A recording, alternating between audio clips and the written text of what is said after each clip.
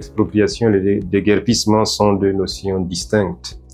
On exproprie quelqu'un qui est propriétaire, on déguerpit celui qui ne l'est pas. Quels sont les droits des personnes expropriées lorsque l'État s'intéresse à une zone? Bon, en principe, les personnes expropriées sont quand même protégées.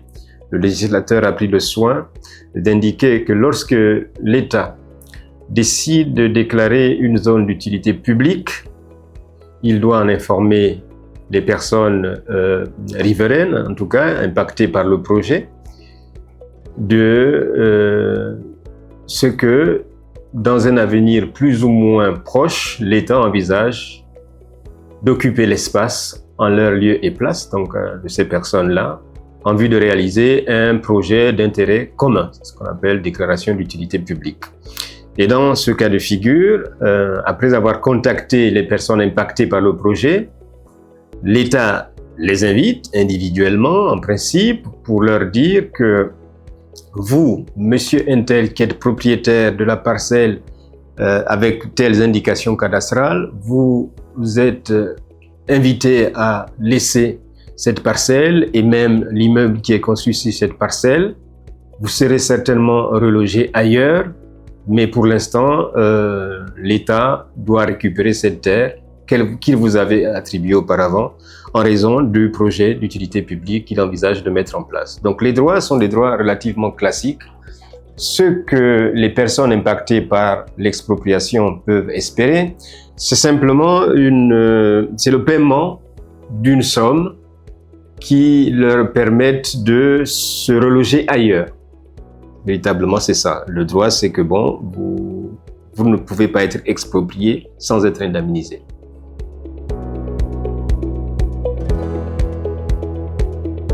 C'est un débat à deux entre l'administration et les personnes impactées par le projet donc d'expropriation. L'indemnisation se passe à travers une commission qui est mise en place par l'administration, qui recueille les différentes informations auprès des personnes impactées par le projet. Et les informations concernent notamment la superficie de la parcelle, le bâti, la valeur du bien qui a été bâti. Si vous avez un immeuble sur votre parcelle, un immeuble d'habitation ou un immeuble à usage commercial, il est évident que le montant de l'indemnisation ne sera pas le même, voyez.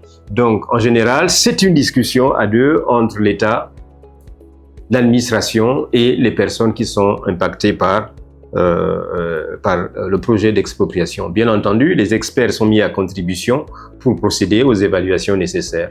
Parce qu'il est évident que si deux personnes ont des parcelles de même superficie, mais que le bâti a une valeur distincte, on ne donnera pas la même indemnisation, la même indemnité plutôt, à l'un et à l'autre.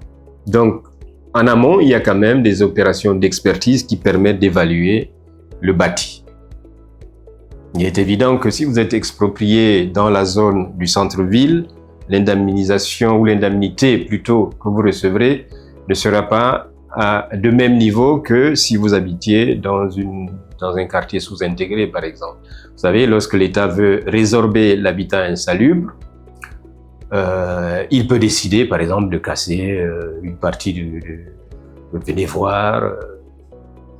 Et donc, imaginez que vous habitiez Vénévoire, que vous êtes propriétaire terrien là-bas, donc l'État va vous indemniser. Mais le montant de l'indemnité que vous recevrez ne sera pas de même niveau que si vous habitiez au centre-ville.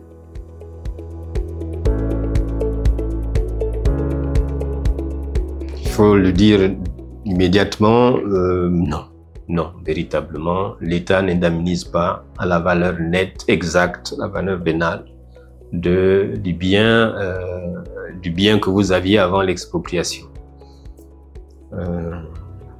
Parce que c'est relativement coûteux pour l'État qui ambitionne de mettre en place un projet d'intérêt commun, de trouver également des financements qui lui permettraient d'indemniser à prix coûtant les personnes impactées par le projet d'expropriation. Donc oui, il y a une indemnité d'expropriation, mais les montants ne sont pas si élevés que ça pour permettre par exemple à un individu qui a été exproprié d'aller rebâtir ailleurs avec le montant. Ne serait-ce que parce que lorsqu'il avait construit sa maison en 2000 par exemple, l'année 2000, et que l'expropriation intervient en 2024, les coûts de matériaux en 2024 sont plus élevés, ces coûts sont plus élevés qu'en l'an 2000. Donc il est évident que même si on lui attribue la somme de 50 millions, par exemple, la somme à laquelle sa maison a été évaluée, il est évident qu'il pourra difficilement aller construire ailleurs une maison de même standing ou avec la somme de 50 millions. Donc oui, il y a un principe, c'est qu'il faut indemniser, mais les indemnités ne vont pas toucher le ciel quand même.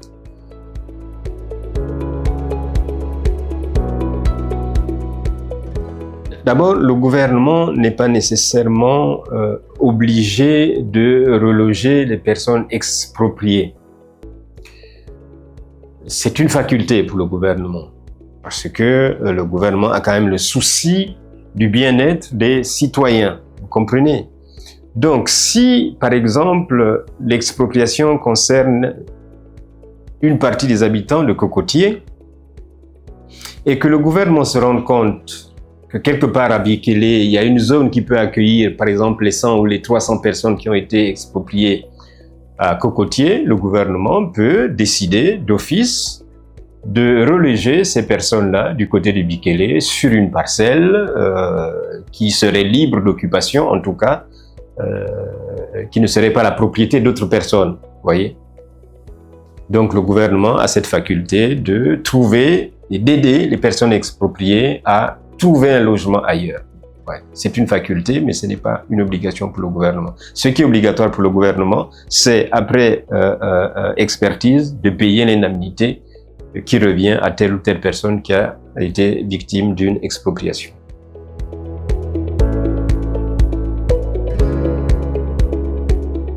Le mot de fin, c'est que bon, l'expropriation, c'est une matière en droit qui est une matière très technique, c'est vrai, et en tant que phénomène social, c'est un phénomène généralement douloureux parce que souvent, il s'agit de priver une personne ou un groupe de personnes d'un environnement dans lequel ils ont toujours vécu pendant des années pour les transplanter ailleurs. Donc, l'expropriation est généralement vécue comme une catastrophe, voilà, pour les personnes expropriées. Et cette considération est d'ailleurs surdéterminée par le fait que les personnes expropriées se rendent bien compte qu'elles ont des difficultés à se reloger ailleurs, même si l'État leur réserve un espace pour se loger ailleurs, mais le coût de la construction est tel qu'ils auront des difficultés à s'offrir un logement de même standing que celui qu'ils occupaient avant l'expropriation dans le quartier duquel ils ont été expropriés. Donc voilà ce que je peux dire comme mot de la fin. Je vous remercie.